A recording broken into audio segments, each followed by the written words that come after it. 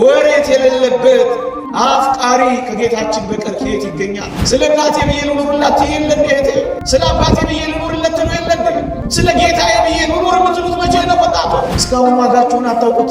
ዋጋችሁ ከወርቅ በላይ፣ ዋጋችሁ ከእንቁ በላይ፣ ዋጋችሁ ከገንዘብ በላይ። እንዳንተ ውብ አድርጎ የፈጠረው ማን ነው? እንዳንተ በሥጋም በነፍስም ያከበረው ማን ነው? ሃይማኖት የሚባል ሀብት አለ፣ አንተ ገንዘብ ላይ አተኮርክ እንጂ። ባለጸጋ አምላክ አለ፣ አንተ ሌላ ባለጸግነት ወደድክ እንጂ። እንዲወደዱ ይፈልጋሉ። መወደድን ባጡ ጊዜ ተስፋ ይቆርጣል። ክርስቶስ እኛን ፍለጋ ወጣትነቱን ጭምር ሰጥቷል። እውነቱን እንነጋገር ከተባለ አንተን በመውደድ በምጥ የተያዙ የቅዱሳን ዓለም አለ። ምናልባት አሁን ብርቱ የሆነ ፈተና እየተጋፈጥክ ከሆነ ሊመጣ ላለው ከባድ መከራ እያዘጋጀ እያለማመደ ይሆን።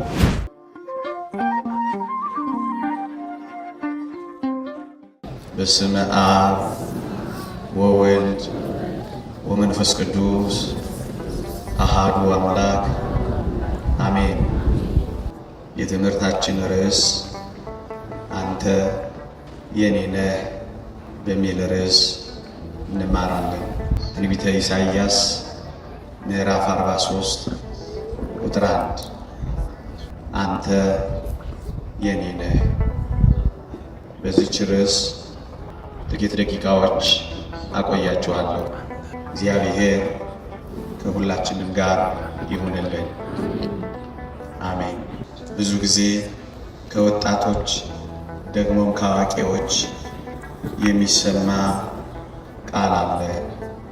እኔ የኔ የሚለኝ ሰው የሌለኝ ነኝ፣ እኔም የኔ የምለው ሰው የሌለኝ ባዶ ነኝ ስንል እንሰማለን። አሁን የእግዚአብሔርን ቃል ይህን በተመለከተ ምን እንደሚል በተለይ ለወጣቶች ለማሰማት ነው። እንዲህ ይላል፣ ተቤዥቻለሁና አትፍራ፣ በስምህም ጠርቼሃለሁ፣ አንተ የኔ ነህ ይላል። ብዙ ወጣቶች በዚህ ዘመን የብቸኝነት ስሜት ይሰማናል። በርካታ ጥያቄዎችን እንጠይቃለን። ቤተሰቦቼ የኔን የወጣቱን ዓለም አያውቁትም። ቤተሰቦቼ ወደ እኔ ዓለም አልገቡም። የኔን ሕይወት አይረዱም። ምን እንደሚሰማኝ አይሰማቸውም። ምን እየሆንኩ እንደሆነ ማዳመጥን ማየትም አይፈልጉ። እንኳን ውጭ ያለ ሰው ወላጆቼ እንኳን ሳይቀር አብረውኝ እየሆኑ ከስሜቶቼ ሩቅ ናቸው። በዚህ ምክንያት ብቸኝነት ይሰማኛል ይላሉ ሰዎች። እንዲህ ያሉ ወጣቶች አንድ ነገር ሊያስቡ ይገባቸዋል። እውነት ሊሆን ይችላል ወላጆቻቸው ወደ እነሱ ስሜት አልገቡ ይሆናል። ወላጆቻቸው የእነሱን ዓለም ላያውቁ ይችላሉ። ግን አንድ ጥርት ያለ እውነት አለ። አንተ ወጣት ሆይ ቤተሰቦች ወደ አንተ ዓለም ባይገቡ የተወደደ መድኃኒታችን ኢየሱስ ክርስቶስ ግን ወደ አንተ ዓለም ገብቷል እንላቸዋለን። አዎ ያንተን ሰውነት እንኳን ሳይቀር ተዋህዷል። ወደ አንተ ሰውነት እንኳን ሳይቀር ገብቷል። አንተ ያልቀመስከው ያንተ ዓለም ያልሆነው ወደ በረት እንኳን ገብቷል። ከበረትም ፈቀቅ ብሎ ወደ መቃብር ሳይቀር እንኳን ገብቷል። ደግሞ አንተ ወደ ተጣልክበት ወደ ሲኦል እንኳን ሳይቀር መጥቷል። ልክ ነው። ምናልባት ወላጆች ወደ አንተ ዓለም አልገቡ ይሆናል። በእርግጠኝነት የአንተ አምላክ ግን አንተ የኔ ነህ የሚልህ ስሜትን ሳይጋራ ቀርቶ አንተ የተሰማህን ሳይሰማው ቀርቶ አይደለም። ወደ እነዚህ አስደናቂ ዓለሞች ጭምር ገብቷል። በረትህን ቀምሷል። ሰውነትህን ወስዷል። መቃብርህ መጥቷል። ሲኦል ገብቷል። ታዲያ ከዚህ በላይ አንተ የእሱ መሆንህን ማረጋገጫ ከየት ይገኛል? ስሜቶችን የሚጋራኝ የለም ለምን ትላለህ? የእግዚአብሔር ቃል እንዲህ አይልምን? ከኃጢአት በቀር በነገር ሁሉ እንደኛ ስለተፈተነ ይላል። እንዳንተ ተፈትኗል።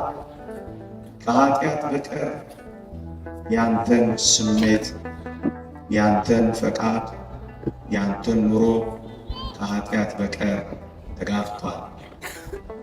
ደግሞ ምናልባት ችሎታዎቼ፣ ተሰጥኦቼ፣ ስብዕናዬን ማን ያደንቅልኛል? ዞር ብሎ እንኳን የሚያየኝ የለም ብለው አንዳንድ ወጣቶች የበታችነት ስሜት ይሰማቸዋል። እግዚአብሔር ግን ስለዚህ ስብዕናችን እንደተናገረ ወጣቶች ሆይ ልናውቅ ይገባል። ግሩምና ድንቅ አድርጌ ፈጥሬሃለሁ ሲልህ አትሰማው? እንዳንተ በእጆቹ የሠራው ማን ነው? እንዳንተ እስትንፋሱ ንፍ ያለበት ማን ነው? እንዳንተ ውብ አድርጎ የፈጠረው ማን ነው? እንዳንተ በሥጋም በነፍስም ያከበረው ማን ነው? እንዳንተ የሞተለት ማን ነው? እንዳንተ የተንከራተተለት ማን ነው? ለፀሐይ ነውን? አንተ ከፀሐይ በላይ። ለጨረቃ ነውን? አንተ ከጨረቃ በላይ። ለከዋክብት ነውን? አንተ ከከዋክብት ትበልጣለህ። አንተ የእግዚአብሔር ውድ ልጁ ነህ። ግሩምና ድንቅ አድርጎ በእጁ የፈጠረው አንተን ብቻ ነው። ታዲያ ከዚህ በላይ መደነቅ አለ? ለዚህ ነው ወጣቶች በብቸኝነትን በበታችነት ስሜትን እንዳይሰማን የሚያስፈልገው እግዚአብሔር ወደ ዓለማችን ገብቶ ስሜቶቻችንን ከኃጢአት በቀር ኑሯችንን ከበደል በቀር ስለተጋራው እኮ ነው። ወላጆች እንኳን ባያውቁት እግዚአብሔር ያውቀዋል። ድካማችንን ስለቀመሰ ሊራራልን የሚችል ሊቀ ካህናት አለ ይላል ቅዱስ ጳውሎስ። ድካምህን ስለሚያውቀው ይራራልሃል። ብቸኝነትን ስለቀመሰ ብቸኝነትን ያውቀዋል። መገፋትን ስለለመደ መገፋትህን ተለማምዶታል፣ ያውቀዋል። ለዚህ ነው አትፍራ አንተ የኔ ነህ የሚለን። ብዙ ወጣቶች የኔ የሚላቸው በማጣት ብቻ አይደለም ወገኖቼ፣ ብዙዎቹ ከዚህ ስሜት ጋር በተያያዘ ማንም የሚወደኝ የለም ብለው የመጠላትን ስሜት ይሰማቸዋል። እንዲወደዱ ይፈልጋሉ። መወደድን ባጡ ጊዜ ተስፋ ይቆርጣሉ። ፈላጊያቸው እንዲበዛ ይፈልጋሉ። ፈላጊያቸው ሲጠፋ ተስፋ ይቆርጣሉ። ለወጣቶች አንድ ድምፅ እናሰማቸው። እግዚአብሔር እንዲህ ይልሃል፣ በዘላለም ፍቅር ወድጄሃለሁ ይላል። ይሄንን ድምፅ የሚሰሙ ወጣቶች የሚወደኝ የለም እንዴት ይላሉ? ምናልባት ዓለም ጠልቷቸው ሊሆን ይችላል። ዓለምን የያዘው ባለጠጋ ግን ይወዳቸዋል። ምናልባት መለወጥ የጸባይ መቀያየር ያለባቸው ወላጆችም ጭምር ሳይቀር ፍቅራቸውን ቀንሰው ይሆናል። ትኩረታቸውን አሳጥተው ይሆናል። መለወጥ የሌለበት ያውነት ያለው እግዚአብሔር ግን በዘላለም ፍቅር ወድጄሃለሁ ይላል። ምናልባት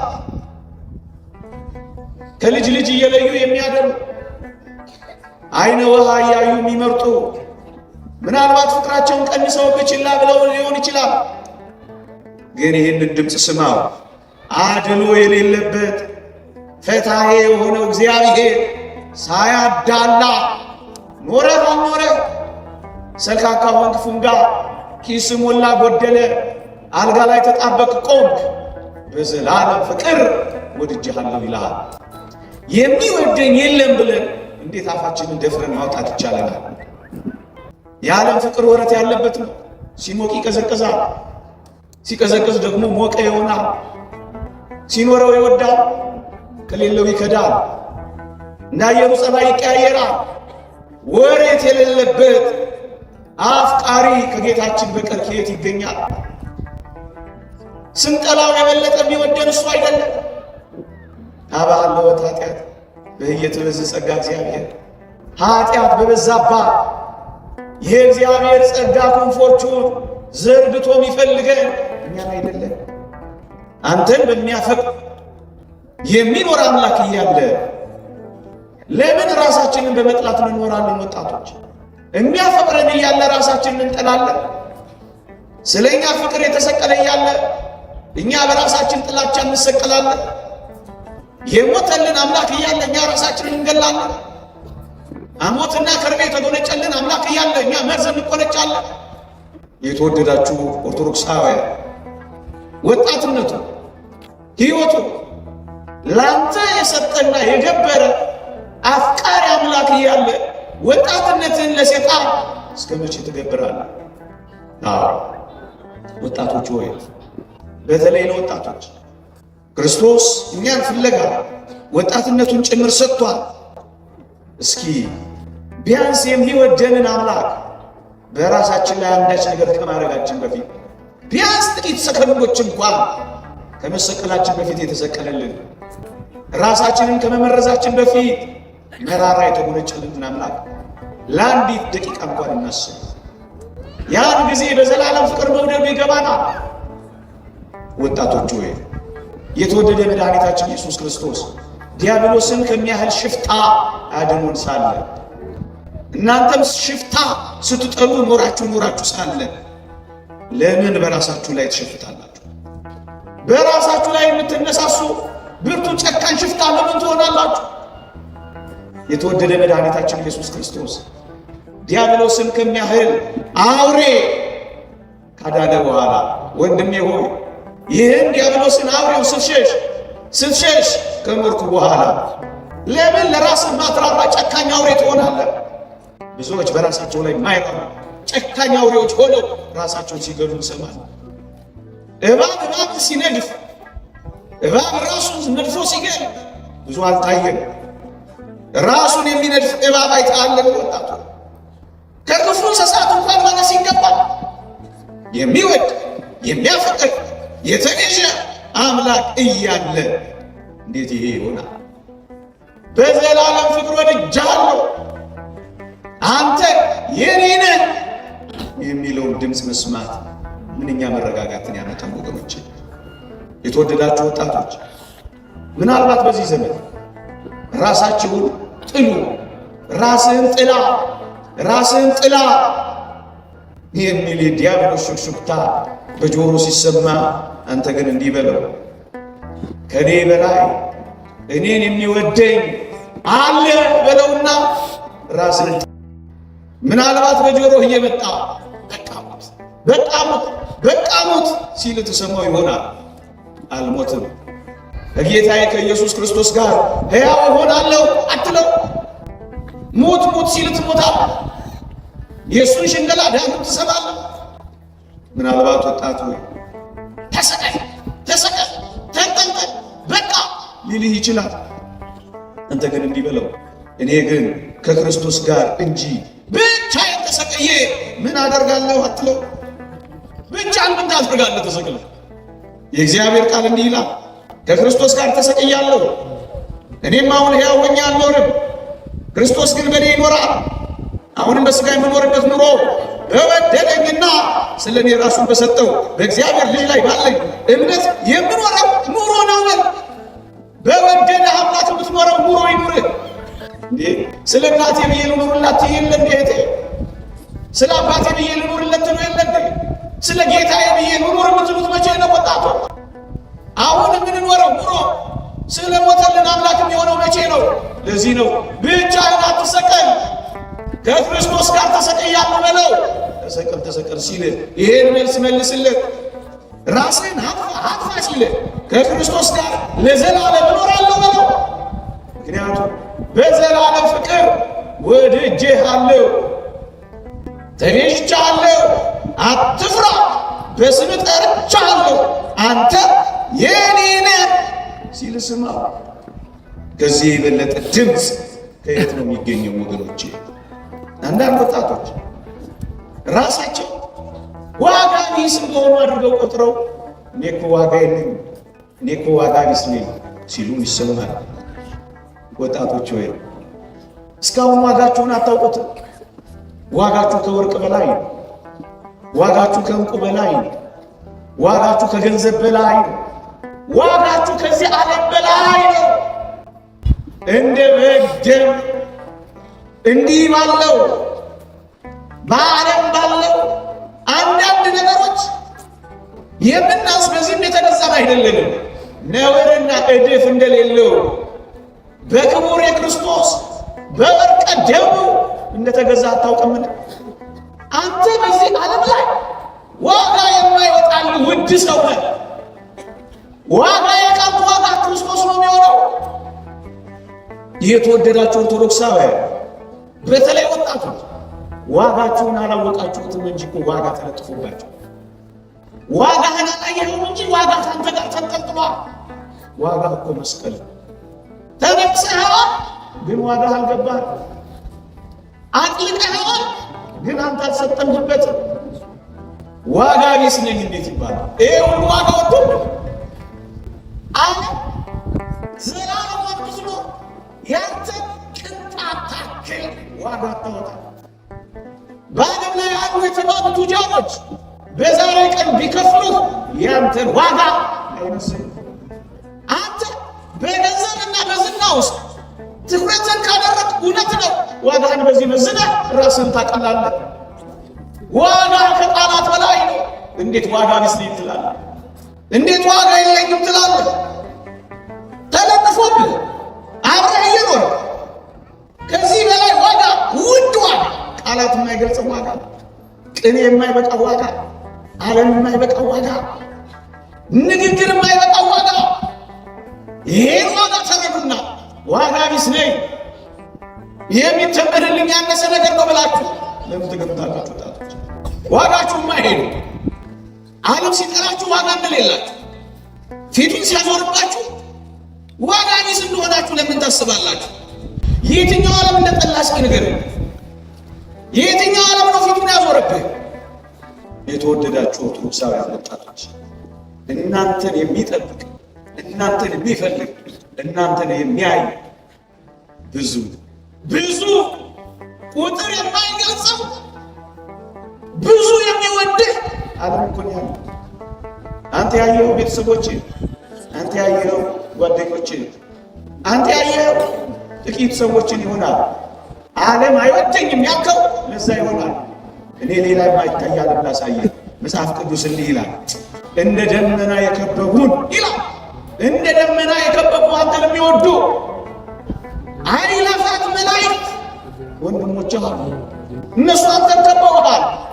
ለምንድን ነው ዓለም አይወደኝም የምትለው? የሚወድህ ሌላ ዓለም አለ። እውነቱን እንነጋገር ከተባለ አንተን በመውደድ በምጥ የተያዙ የቅዱሳን ዓለም አለ። የእግዚአብሔር ቃል ተናገረው። ዳግመኛ ስለ እናንተ ምጥ ይዞኛል እንዳለው ቅዱስ ጳውሎስ ስለ አንተ ምጥ እንደተያዘ አልሰማህም? አንተን የሚወድ የሰማዕታት ማህበር፣ አንቺን የሚያፈቅር ድል የነሱ የበኩራት ማህበር፣ እኛን የሚወዱ የጻድቃን ማህበር በቁጥር አይገመቱ።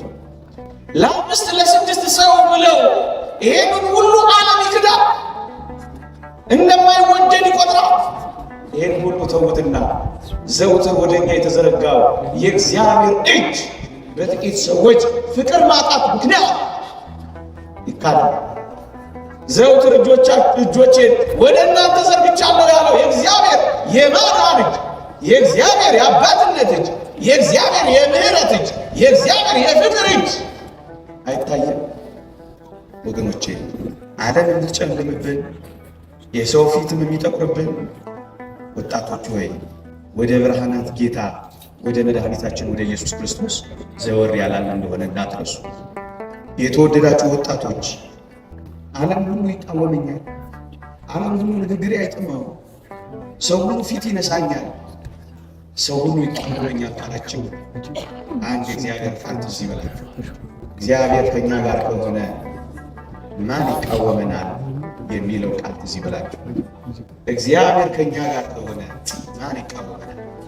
ወደ ብርሃናት ጌታ ዞር ማለት ምን አቅም አለኝ? አቅመ ቢስ ነኝ ካላችሁ ጮክ ብላችሁ የመናገር ኃይልና ድፍረት እንዲኖራችሁ ከቅዱስ ጳውሎስ ጋር ሆናችሁ ኃይልን በሚሰጠኝ በክርስቶስ ሁሉን እችላለሁ ማለት እንድትችሉ ወደ ብርሃናት ጌታ ዞር ብለው እጆቹን ወደ ዘረጋው አምላክ ኑና ታቀፉ። እሱ ከእናንተ ጋር ከሆነ የሚቃወማችሁ አይኖርምና ወደ እግዚአብሔር ነው። ኃይልን ያስታጥቃችኋል። ታዲያ እንዴት ነው ዋጋ ቢስ ነኝ የምትሉት ወጣቶች? አንዳንድ ጊዜ ልክ ነው፣ በፈተናዎች እንከበባለን።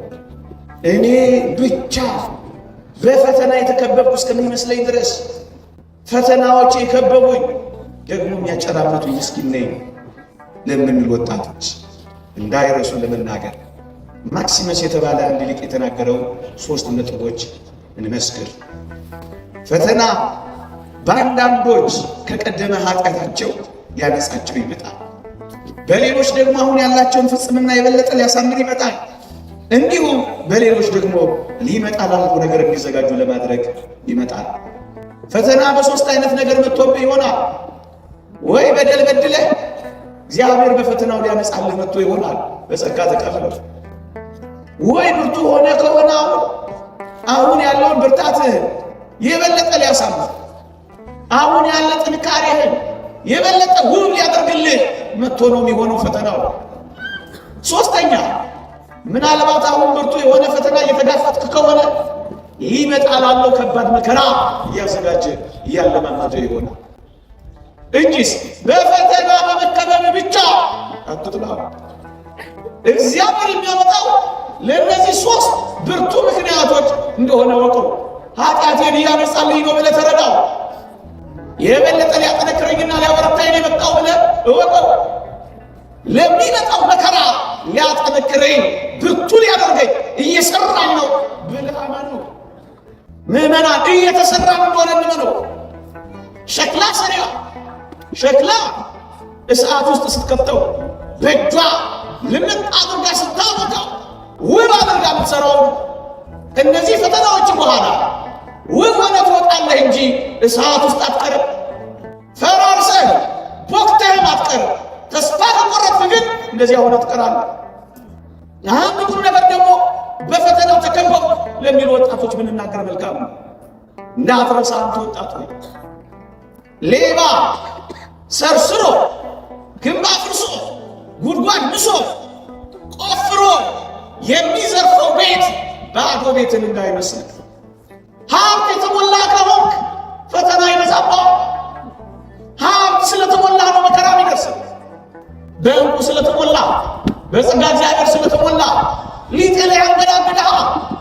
ተስፋ ሊያስመርርህ ያበሳጭሃል። ምንም እንደሌለ እንድትቆጥር ያደርጋል። አንተ በሀብት ስለተሞላህ ነው። ለመሸንገል ብዬ አይደለም። ሃይማኖት የሚባል ሀብት አለ። አንተ ገንዘብ ላይ አተኮርክ እንጂ። ባለጸጋ አምላክህ አለ። አንተ ሌላ ባለጸግነት ወደድክ እንጂ። ይሄንን ሀብትህን ነው የሚያሳጣ። መንግሥተ እግዚአብሔርን ነው የሚወስድብህ። አንተ አልተረዳኸውም እንጂ። 3ኛ በአንተ ውስጥ ያለው የክርስትና እውነት የሚገለጠው ስትፈተን ነው እንጂ ያለ ፈተና ያንተ እውነት የትና እንዴት ሊገለጥ ነው? በምድር ላይ ለያው እግዚአብሔር መመስከር ትችለው ስትፈተን እኮ ነው። የተማሪዎች የፈተና ውጤት የሚገለጠው እኮ በፈተናቸው።